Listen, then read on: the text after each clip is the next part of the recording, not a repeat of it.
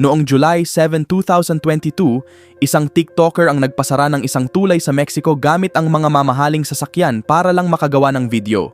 Ngunit ikinagalit ito ng isa sa pinakamapanganib na kartel sa bansa at ang ginawa nila sa kanya ay tuluyang nagbago sa takbo ng kanyang buhay.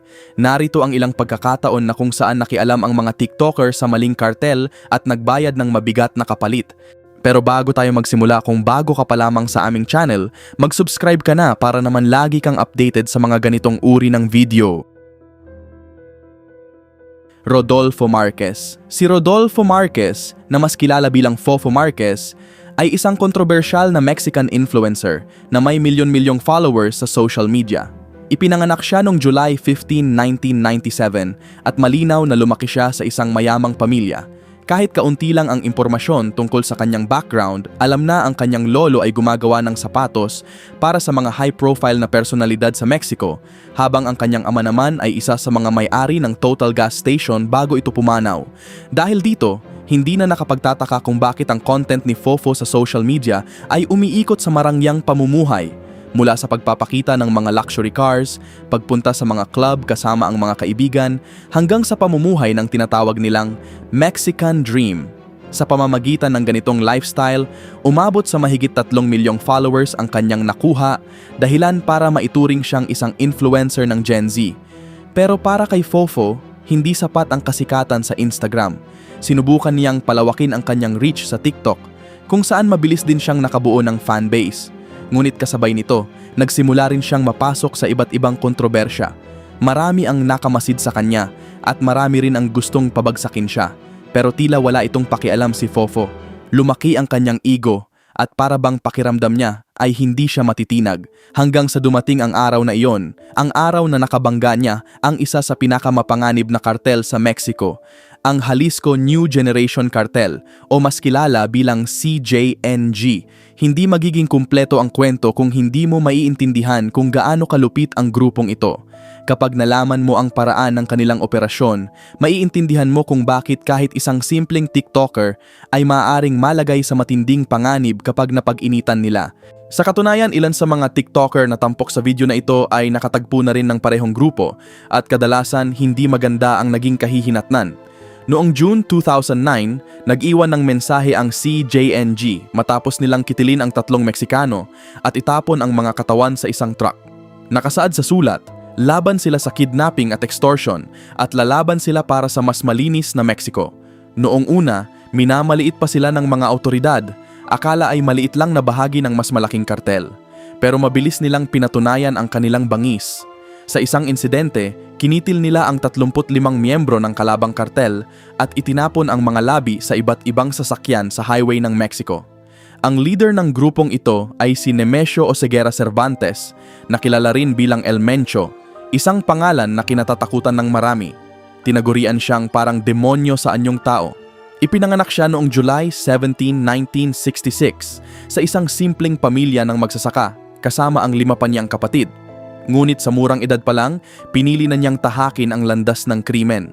Sa edad na 14, nagsimula siyang gumawa ng maliliit na trabaho para sa malalaking kartel. Kalaunan, nagtungo siya sa Estados Unidos kung saan ipinagpatuloy niya ang kanyang ilegal na gawain. Hanggang sa ma-deport siya pabalik sa Mexico dahil sa kaso na may kinalaman sa gang. Pagbalik niya, sumali siya sa isang kartel bilang asasin.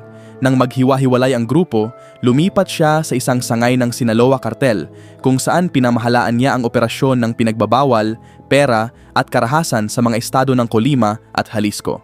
Hindi nagtagal, siya na ang namuno sa kalahati ng grupo at dito niya binuo ang CJNG. Sa ilalim ng kanyang pamumuno, naging isa ito sa pinakamarahas na criminal organizations sa buong mundo. Gumagamit sila ng mga kagamitang pangmilitar na halos hindi mo na maiba sa tunay na sundalo ng gobyerno. Sa madaling salita, hindi sila biro, malupit sila, at hindi sila dapat ginagalit. Kaya ang tanong, ano nga ba ang ginawa ni Fofo para mapikon ang ganitong klaseng organisasyon? Tulad ng karamihan sa mga TikToker, sanay si Fofo na mag-post araw-araw para aliwin ang kanyang followers. Pero sa pagkakataong ito, gumawa siya ng isang bagay na kakaiba at delikado.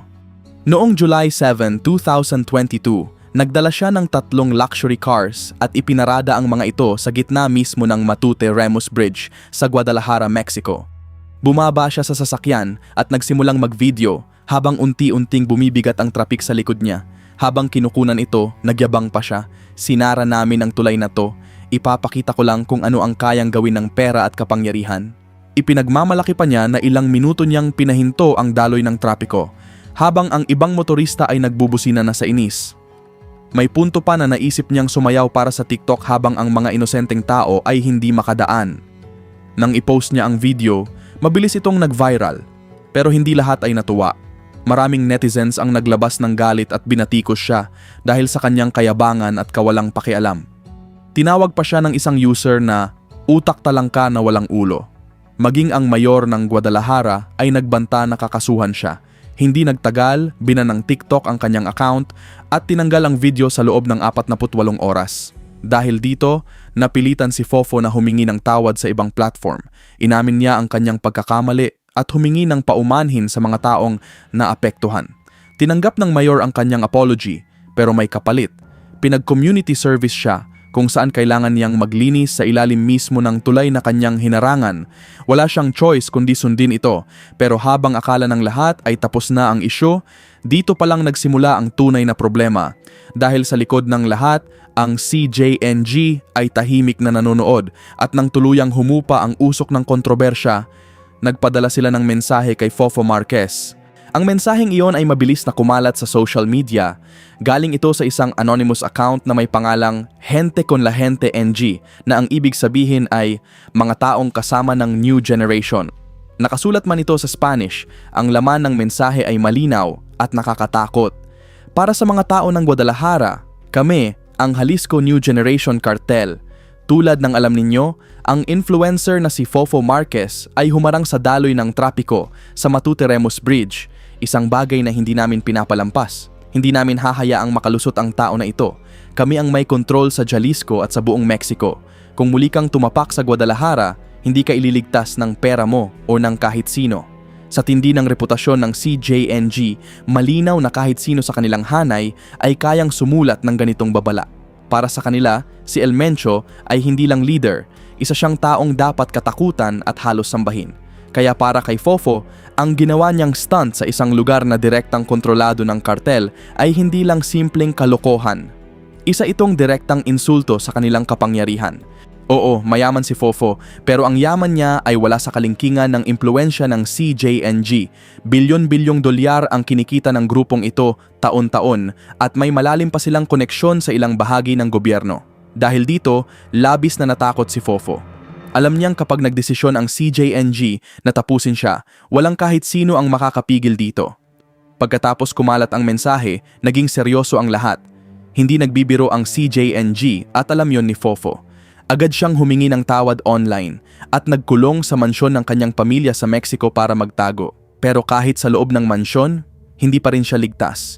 Kumuha ang pamilya niya ng armadong security na naka-duty 24/7. Ngunit kahit ganun, hindi pa rin sapat yon laban sa isang kartel na kayang talunin maging ang mga elite hit squads at ilang unit ng militar. Sa takot, halos hindi siya lumabas ng bahay sa loob ng ilang araw. Umiwas siya sa mga bintana para maiwasan ang posibleng sniper attack at may dala pa siyang communication device sakaling may mangyaring masama. Makalipas ang ilang buwan, unti-unti siyang bumalik sa normal na buhay. Pero ang totoo, hindi na kailanman naging pareho ang lahat para sa kanya. Dahil sa isang maling desisyon, tuluyan nang nagbago ang direksyon ng kanyang buhay. Ngunit kung akala mo matindi na iyon, mas lalo kang mabibigla sa susunod na kwento dahil may isang teenager na naglakas loob na direktang bastusin si El Mencho mismo. Illuminati E6. Mira bien, hijo de tu puta perra madre. A mí me pela la verga el Mencho aquí. Yo lo digo fuera en cámaras o aquí, cabrón. Así que ni me pela la madre el Mencho. Bago pa niya gawing private ang kanyang account, kilala si Illuminati 6 sa pagtanggap ng mga dare mula sa kanyang followers. At sa isang pagkakataon, may naghamon sa kanya, insultuhin si El Mencho. At ginawa niya ito. Sa video, nakasuot siya ng itim na damit at ripped jeans, may backpack sa likod at nakasandal sa isang poste ng ilaw. Diretso niyang sinabi ang matitinding salita laban kay El Mencho habang binabanggit pa ang pangalan ng ibang kabataang social media personalities na kinitil umano ng kartel. Tinapos niya ang video sa matinding pahayag na tila wala siyang takot at handa siyang harapin ang kahit ano. Nang kumalat ang video sa Reddit at Twitter, maraming netizens ang nagulat. May ilan pa nangang naniwala na baka miyembro siya ng kartel dahil sa sobrang lakas ng loob niyang ipakita ang mukha habang sinasabi ang mga iyon. May mga nag-comment pa ng RIP in advance, tutorial kung paano mawala sa mundo. Pero nakakagulat, walang naging agarang sagot mula kay El Mencho o sa CJNG. Ayon sa ilang haka-haka, hindi umano nakatira sa Mexico ang teenager. May mga ulat na siya ay nasa Richmond, California, kaya mas mahirap siyang abutin ng kartel. Bukod pa rito, ang pag-atake sa ibang bansa ay maaaring magdulot ng mas komplikadong problema para sa grupo. Kaya nanahimik ang CJNG, pero hindi doon nagtapos ang kwento. Ilang araw matapos ang viral video, nag-upload muli ang teenager, pero ibang-iba na ang tono. Isa na itong paghingi ng tawad. Sa video, sinabi niyang nagsisisi siya sa kanyang ginawa. Hindi raw siya nasa tamang pag-iisip noon at ginawa lang niya iyon para sa followers. Humingi siya ng kapatawaran at nakiusap na huwag siyang saktan dahil may pamilya rin siyang umaasa sa kanya. Sinabi pa niya na nagkamali siya at handa siyang itama iyon. Nabaliw ang internet nang kumalat ang apology video na iyon. Dahil ito rin ang parehong lalaki na ilang araw lang ang nakalipas ay walang takot na binabastos si El Mencho. Maraming tanong ang lumutang. May personal bang banta mula kay El Mencho na hindi nalaman ng publiko? O bigla na lang ba siyang natauhan na na-realize kung gaano kalala ang taong kanyang hinamon? Hanggang ngayon, walang nakakaalam kung ano talaga ang nangyari sa likod ng kamera. Ang sigurado lang, bigla na lang siyang nawala. Ginawa niyang private ang kanyang account at maliban sa isang video na lumabas makalipas ang ilang linggo sa ibang TikTok account, wala nang kahit anong update tungkol sa kanya. Kaya ang tanong ng marami, tahimik ba siyang pinatahimik? Posible, pero walang makakapagpatunay. Juan Luis Lagunas Rosales, an El Chanito de Culiacan. Si Juan Luis, isang kabataang mula sa Mexico, ay sumikat sa internet sa ilalim ng pangalang El Pirata de Culiacan. Ipinanganak siya sa Sinaloa at hindi naging madali ang kanyang kabataan. Wala ang kanyang ama at ang kanyang ina ay may limitadong kakayahang magtrabaho, kaya napunta siya sa pangangalaga ng kanyang lola na pilit ginagawa ang lahat para sa kanya.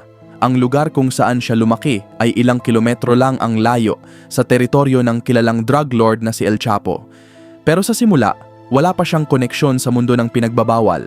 Nagbago lang ang lahat nang huminto siya sa pag-aaral at lumipat sa Culiacan para maghanap ng mas magandang buhay.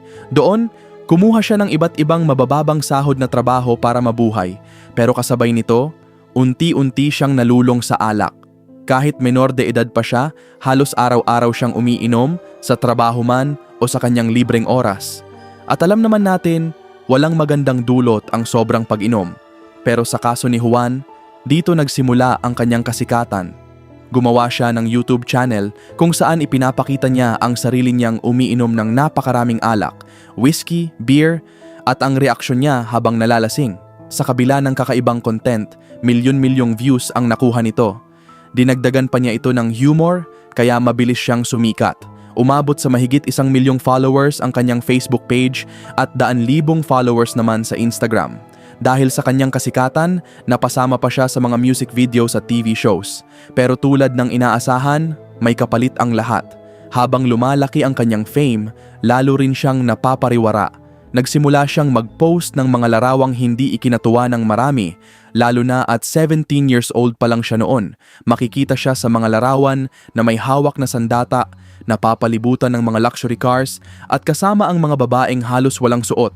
Marami ang nag-akala na konektado na siya sa mga kartel, pero sa totoo lang, wala pa. Hanggang sa makilala niya si Beto Shera, isang social media manager. Dito nagbago ang direksyon ng kanyang career. Pinayuhan siya ni Shera na iwan ang content na puro alak at subukan ang mas marketable na approach, tulad ng paglabas ng sariling merchandise at pagsubok sa pagkanta. Pero kahit anong pagbabago, parang ticking time bomb na si Juan. At hindi nagtagal, sumabog din ito. Sa ilang pagkakataon, lantaran niyang hinamon ng iba't ibang kalaban. Hanggang sa isang araw, sa isang video habang lasing, direkta niyang ininsulto si El Mencho, isang matapang at mapanganib na hakbang.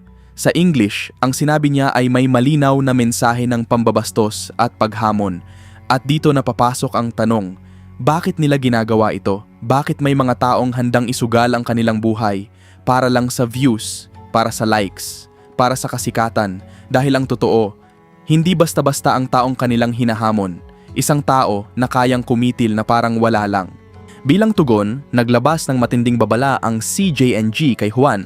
Huwag na huwag daw siyang tutuntong sa Jalisco kung gusto pa niyang mabuhay. Pero tulad ng inaasahan, hindi ito pinansin ni Juan. Sa halip, nagdesisyon pa siyang mag-party kasama ang kanyang mga kaibigan sa isang bar mismo sa Jalisco. At doon na nagsimula ang katapusan. Noong Disyembre 18, 2017, bigla na lang sinalakay ng mga armadong lalaki ang bar kung saan siya nagdiriwang. Sa loob ng wala pang isang minuto, umuulan ng bala, mahigit 18 putok mula sa high caliber na armas ang tumama sa kanya na agad kumitil sa kanyang buhay. Sa sobrang dami ng pinsala, halos hindi na makilala ang kanyang katawan. Nakumpirma na lamang ang kanyang pagkakakilanlan sa pamamagitan ng mga tattoo sa kanyang braso. Ang kanyang kamatayan, hindi ang kanyang buhay, ang naging tampok sa mga artikulo. Kabilang na sa Rolling Stone na nagbigay diin kung paano nauwi sa trahedya ang kanyang kwento matapos hamunin ng isa sa pinakahinahanap na kriminal sa mundo. Pero hindi doon natapos ang lahat dahil may isa pang kabataang Meksikano ang nakita ito bilang pagkakataon para sumikat. Matapos ang pagkamatay ni El Pirata, isang teenager na kilala bilang El Chanito ang lumantad. Sa isang viral video, hayagan niyang hinamon si El Mencho, sinabing maghihiganti siya para sa kanyang kaibigan. Sa video, makikita si El Chanito na may hawak na rifle kasama ang isang batang may takip ang mukha na may dala ring sandata. Habang kinukunan ng video, binabastos nila si El Mencho, tinatawag itong ewan, at pinagtatawanan pa si El Pirata dahil sa kanyang pag-inom para lang sa views at kasikatan. At kung iisipin mo, hindi mo na kailangan hulaan kung saan ito patutungo. Hindi nagtagal, nauwi rin ito sa kamatayan. Sinubukan pang umatras ni El Chanito. Humingi siya ng tawad kay El Mencho at sinabi pang may problema siya sa pag-iisip. Umaasang makakaligtas siya. Pero para sa CJNG, hindi sapat ang salita. Bigla siyang nawala sa social media. At bagamat maraming haka-haka ang lumabas, ang tunay na kumpirmasyon ay dumating nang may isang anonymous na Reddit user ang nag-post ng video ng kanyang brutal na sinapit. Agad itong tinanggal dahil sa sobrang graphic na laman, pero malinaw na ang mensahe. Huwag kang maglalaro sa maling tao. At kung akala mo hanggang dun lang ang mga ganitong kwento, may isa pang mas nakakagulat. Leslie Ann Pamela Montenegro. Ito ang kwento ni Leslie Ann Pamela Montenegro, isang social media influencer na kilala rin bilang Nana Pelucas. Si Leslie ay isang kilalang TikToker, YouTuber at online personality sa Mexico. Nagsimula siya sa paggawa ng iba't ibang content mula sa makeup tutorials, vlogs hanggang sa mga usapang politika. Nakilala siya dahil sa kanyang kakaibang persona, isang karakter na may suot na itim na afro wig, matingkad na pulang lipstick at malalaking salamin. Sa kanyang mga video, madalas siyang pumupunta sa mga supermarket at kinakausap ang mga tao habang nagtatanong ng trivia. Isang style na mabilis na sumikat online, pero habang lumalaki ang kanyang audience, nagbago rin ang direksyon ng kanyang content. Unti-unti, sinimulan niyang ilantad ang mga katiwalian sa gobyerno. Hindi man siya direktang nagtuturo ng pangalan, malinaw ang kanyang mensahe at ramdam ito ng kanyang mga manonood. At dahil dito, hindi maiwasang magkaroon siya ng mga kaaway. Sa Mexico, ang kalayaan sa pagsasalita ay may kaakibat na panganib, lalo na kung ang binabangga mo ay mga makapangyarihang grupo. At dito, nagsimula ang kanyang pagbagsak. Nang magsimula siyang maglabas ng impormasyon tungkol sa isang misteryosong grupo, ang Independent Cartel of Acapulco, lalo siyang napunta sa delikadong sitwasyon. Isa itong tahimik pero mapanganib na organisasyon na sangkot sa daan-daang pagkitil sa Acapulco. Dahil sa pagiging lihim nila, madalas silang hindi napapansin. Pero nang simulang ilantad ni Leslie ang kanilang mga galaw, naging target siya. May mga banner na lumabas malapit sa kanyang mga negosyo. Inaakusahan siyang nakikipagtulungan sa kalabang kartel at ibinibigay ang impormasyon sa gobyerno. Mariin niya itong itinanggi. Ayon sa kanya, galing ang kanyang impormasyon sa mapagkakatiwalaang sources at wala siyang koneksyon sa kahit anong kartel. Pero kahit may mga bantana, hindi siya tumigil. Nagpatuloy siya sa paglalabas ng content, nagpatuloy siya sa pagsasalita. At dahil doon, mas lalo siyang naging banta sa kanila. Noong February 5, 2018, dalawang lalaki ang pumasok sa kanyang restaurant habang siya ay naka-duty sa gabi. Umorder pa sila ng beer, parang normal na customer lamang. Pero ilang sandali lang, walang awang inatake si Leslie. 3 bala ang tumama sa kanyang itaas na bahagi ng katawan na agad kumitil sa kanyang buhay sa mismong lugar. Sa kabutihang palad, nahuli ng mga autoridad ang isa sa mga suspek na kilala bilang El Pipas. Ngunit ang sumunod na pangyayari, mas lalo pang nakakagulat. Sa kabila ng matibay na ebidensya laban sa kanya, bigla na lamang ibinasura ng hukom ang kaso. Isang desisyong nagpakita kung gaano kalalim ang ugat ng korupsyon na matagal nang nilalabanan ni Leslie. Dahil sa Mexico, hindi lang bala ang kalaban mo, pati sistema. Ang mga kartel ay may kakayahang manipulahin ang hustisya kahit pa maabot ang matataas na opisyal ng gobyerno. Tulad ng mga kilalang kaso ng pagtakas sa kulungan ng mga drug lord, nagiging malinaw na ang kapangyarihan nila ay umaabot sa lahat ng antas. Sa isang banda, ang pagkakitil ni Leslie ay nagbukas ng mata ng mundo. Nag-imbestiga ang ilang international groups sa sitwasyon sa Acapulco at doon lumabas ang mapanganib na katotohanan. Ang lungsod ay naitala bilang isa sa pinakadelikadong lugar sa mundo. Dahil dito, naglabas pa ang Estados Unidos ng travel warning upang pigilan ang kanilang mamamayan na bumisita roon. Ang hangarin ni Leslie ay magdulot ng pagbabago. Gusto niyang ipakita sa publiko at sa gobyerno ang totoong nangyayari. Pero sa kanyang paghahangad ng hustisya, hindi niya lubos na naunawaan kung gaano kalalim ang panganib at sa huli, ibinuwis niya ang kanyang buhay at habang ang iba ay hindi na nakaligtas, may isa namang pangalan na tila nakaligtas kahit paano. Miss Asustina Oresti, mas maaga ngayong linggo naglabas ng video ang CJNG kung saan direkta nilang binantaan ang isang TikToker at news personality, si Azucena Oresti. Noong August 2021, naging target siya matapos siyang akusahan ng kartel na bias at sumusuporta sa mga vigilante groups sa Mexico. Sa video, 6 na armadong lalaki ang makikitang nakasuot ng itim at may dalang mga automatic weapons. Habang sa gitna nila, may isang lalaking nagsabing kinakatawan niya si El Mencho. Direkta niyang sinabi, "Hindi kami laban sa kalayaan sa pagsasalita, pero laban kami sa sinumang umaatake sa amin." At hindi doon natapos, nagbanta pa siya na hahanapin at kikitilin si Oresti dahil umano sa pagsira sa pangalan ng kanilang organisasyon. Ayon sa kartel, ang mga vigilante group na tinatawag na tagapagtanggol ay isa lamang disguise ng mga drug traffickers. Para sa kanila, isa lang itong panibagong grupo na gustong makihati sa kapangyarihan ng ilegal na kalakalan. Pero sa pagkakataong ito, hindi na nahimik ang gobyerno. Mismong ang presidente ng Mexico ang nagsalita, tiniyak na poprotektahan si Oresti at ang lahat ng mamamahayag sa bansa. Sinabi niya, "Responsibilidad namin na hindi matakot o ma-intimidate ang mga Meksikano sa kahit na sino." Naglabas din ng pahayag ang presidential spokesperson na si Jesus Ramirez Cuevas na gagawin ng gobyerno ang lahat para maprotektahan ang kalayaan sa pamamahayag. At si Oresti mismo, nanatiling matatag. Ayon sa kanya, nasa ilalim siya ng proteksyon ng gobyerno at tila hindi siya natitinag sa mga banta. Hanggang ngayon, wala pang direktang pag-atake laban sa kanya. Pero ang tanong, talaga bang ligtas siya o naghihintay lang ang kartel ng tamang pagkakataon? Sa Mexico, hindi biro ang pagiging mamamahayag. At kung pagbabasehan ang kasaysayan, marami na ang nakitil sa kamay ng mga kartel habang ginagawa lamang ang kanilang trabaho. Kaya hindi mo rin masisisi kung may duda ang iba. Kung sapat nga ba ang proteksyon ng gobyerno, maaring si Oresti ang iilang personalidad na nakabangga ang kartel at nakaligtas. O baka hindi pa tapos ang kwento. Sa huli, isang bagay ang malinaw. Ang pakikipaglaro sa mga kartel, lalo na sa Mexico, ay isa sa pinakamapanganib na desisyong maaaring gawin ng kahit sino. Kung nagustuhan mo ang video na ito, huwag kalimutang mag-subscribe at pindutin ang notification bell para hindi ka mahuli sa mga susunod pang kwento. Dahil dito sa channel na ito, sinasaliksik natin ang mga kwentong hindi mo basta-basta maririnig at inaalam ang katotohanan sa likod ng mga viral na pangyayari.